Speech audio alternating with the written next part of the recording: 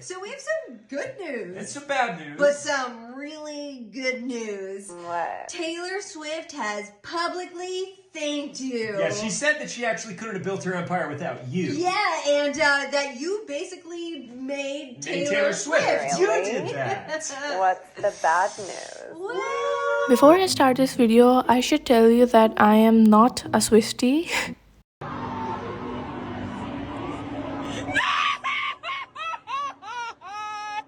However, I'm gonna side with Taylor on this one because the other side is, well, Kim Kardashian. So before I spill the tea, make sure you subscribe to my channel because I crave external validation. Duh. So Taylor has thrown a massive curveball at us with her new album, The Tortured Poets Department. And let me tell you, it's a full-on lyrical whirlwind of emotion.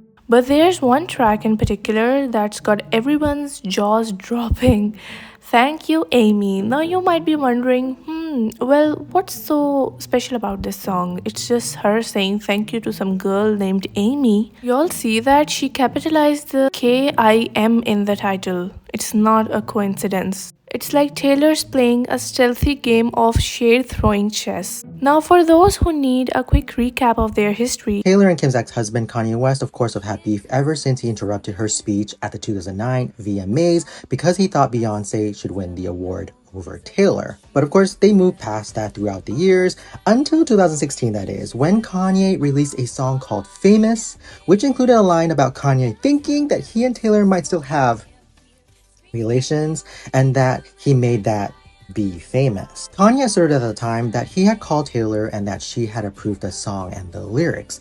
However, Taylor came out and said that Kanye did call her once to talk about the song, but she was not aware about the lyric calling her the B word, which she was not okay with. Then Kanye released the music video for Famous, and in the video, Kanye had realistic wax dolls of a bunch of famous people, of course including Taylor, sleeping on a giant bed, and of course they were all in their birthday suits. For me, the video part was the worst part out of the whole debacle, really, because Kanye was out here making deep fake AI without even AI. It was just analog style. And what happened to those box dolls? Because are they just sitting somewhere in one of Kanye's warehouses? Because if so, ew. At the time, Kim started defending Kanye pretty fiercely. She talked about it in interviews. She talked about it on her show, Keeping Up with the Kardashians. And then she released snippets of the actual phone call because, of course, they had secretly recorded Taylor talking to Kanye. And in the snippets, they were parts that kind of showed that Taylor knew about some of the lyrics. She said she would kind of let people know that she knew about it and that they had talked when the song came out. And then, of course, at that point, Kim and Kanye's fans started bombarding Taylor Swift's social media accounts with all of these snake emojis. There was just like millions of these snake emojis going. The hate caused Taylor to step away from doing interviews and directly led to the Reputation album, which included songs that referenced Kanye and Kim.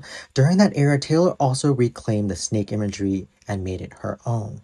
In 2020, an extended version of the Kanye and Taylor phone call was released, and it painted a much different picture. It did show that Taylor didn't know about the B-word line, and in fact, she actually said she was glad that the song was not about her being a stupid little B-word. And in addition, the phone call actually showed that Kanye said that he would send Taylor the final lyrics and the final song, and that they could have lunch and discuss it further, which of course he never did, and he released it without sending it to her at all. Which brings us to current time now, when Taylor has now released a song called Thank You, Amy, which is about bullying. And of course, the title of the song has 3 letters that are kind of erroneously capitalized. And it seems like Taylor isn't letting it go anytime soon. With her lyrics in Thank You, Amy, Taylor's proving that she's still got some unfinished business, but Kim is reportedly staying quiet. Rumor has it that she doesn't want to face the wrath of Taylor's massive fan base. In the song, Taylor doesn't hold back. She sings about a bronze spray-tanned enemy her mom wishes were dead. Yikes, that's some next level listening right there.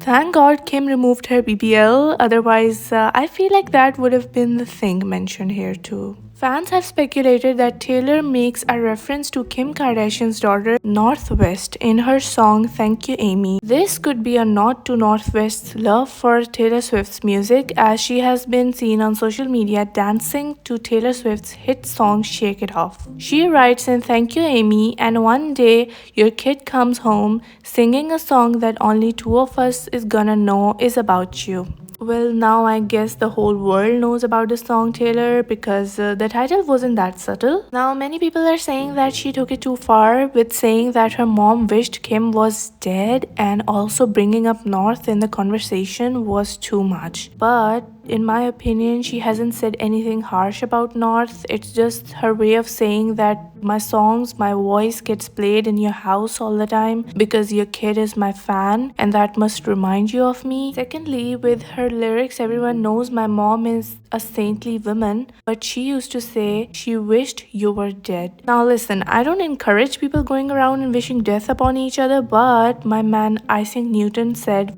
around and find out. So I would have definitely blamed Kim and Kanye for pushing Taylor to this point. Kim Kardashian's comment section right now does not look great, and here's why. Taylor Swift fans are running to the comments after Taylor Swift finally addresses the Kim Kardashian feud. She told Times, "You have a fully manufactured frame job in an illegally recorded phone call, which Kim Kardashian edited and then put out to say to everyone that I was a liar. That took me down psychologically to a place I've never been before. I moved to a foreign country. I didn't leave a rental house for a year. I was afraid to get phone calls. I pushed most people away in my life because I didn't trust anyone anymore. I went down really, really hard." Now, her addressing this has ignited something in Taylor Swift fans. That whole situation was so shady and so messy, and even back then, I remember being confused as to why the entire internet was going so hard on Taylor Swift. Like, I felt like everyone was on the wrong side of the feud. And even Kris Jenner tried to convince Kim to make amends, but she didn't take her mom's advice because I believe she isn't sorry one bit. Kris had told Kim years ago to make things right with Taylor. The Taylor Swift's team. How did this all start up again anyway? Just because I did an interview for GQ. The GQ that's sitting right there?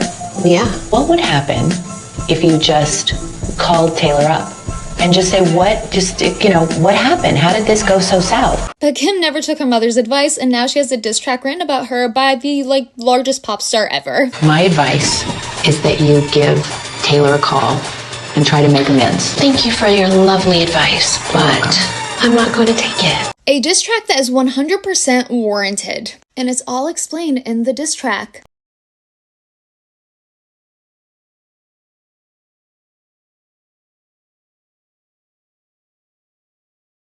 Kim thought she would get away with posting an edited version of a phone call that was illegally recorded, because she did get away with it for 4 years until they probably pissed someone off and the unedited version was released. On March 20th, 25 minutes of Taylor and Kanye's phone call leaked online, giving fans more insight into the nature of their conversation. Later in the song, I was also to have said, I made her famous.